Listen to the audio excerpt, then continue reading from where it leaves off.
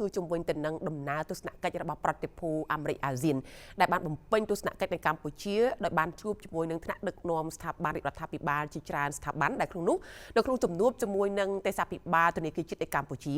គឺប្រតិភូអាមេរិកនិងអាស៊ានបានបង្ហាញឆន្ទៈនៅក្នុងការស្វែងយល់អំពីវឌ្ឍនភាពសេដ្ឋកិច្ចនិងសក្តានុពលវិនិយោគនៅក្នុងវិស័យហិរញ្ញវត្ថុដែលក្នុងនោះគឺគណៈប្រតិភូនៃក្រមប្រឹក្សាធុរកិច្ចសហរដ្ឋអាមេរិកអាស៊ានស្វែងយល់ពីវឌ្ឍនភាពសេដ្ឋកិច្ចនិងសក្តានុពលវិនិយោគនៅក្នុងវិស័យហិរញ្ញវត្ថុកម្ពុជាសម្ដៅពង្រីកកិច្ចសហប្រតិបត្តិការឲ្យកាន់តែរឹងមាំថែមទៀតរវាងកម្ពុជានិងអាមេរិកលោកជំទាវបណ្ឌិតជាសេរីទេសភិបាលធនាគារជាតិនៃកម្ពុជានៅថ្ងៃទី2ខែធ្នូឆ្នាំ2025បានទទួលជួបពិភាក្សាការងារជាមួយគណៈប្រតិភូនៃក្រមប្រឹក្សាធុរកិច្ចសហរដ្ឋអាមេរិកអាស៊ានដឹកនាំដោយឯកឧត្តម Ted Osius អនុប្រធានជាន់ខ្ពស់និងជានាយកគ្រប់គ្រងប្រចាំតំបន់នៃ USABC អមដោយមន្ត្រីការទូតនៃស្ថានទូតសហរដ្ឋអាមេរិកប្រចាំនៅកម្ពុជាបំណងនៃជំនួបនេះគឺស្វែងយល់ពីវឌ្ឍនភាពសេដ្ឋកិច្ចនិងសក្តានុពលក្នុងវិស័យហិរញ្ញវត្ថុ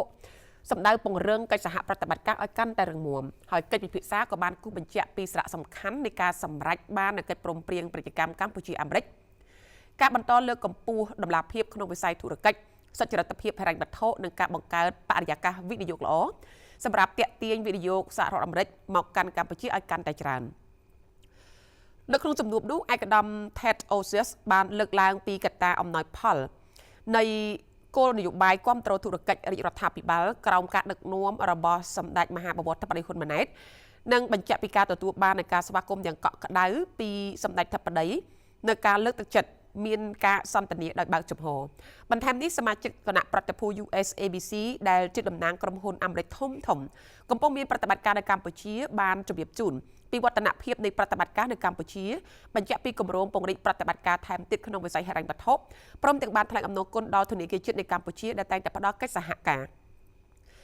ជាការឆ្លើយតបលោកជំទាវទេសភិបាលបានស្វាគមន៍យ៉ាងកក់ក្ដៅចំពោះទស្សនកិច្ចធុរកិច្ច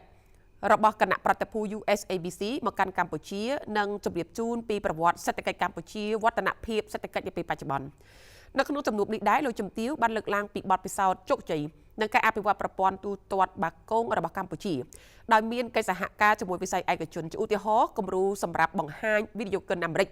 ពីសក្តានុពលវិនិយោគនៅកម្ពុជាក៏ដូចជាឱកាសនៃការបង្កើតកិច្ចសហការក្នុងវិស័យបច្ចេកវិទ្យាហិរញ្ញវត្ថុនិងនវានុវត្តន៍ជាដើម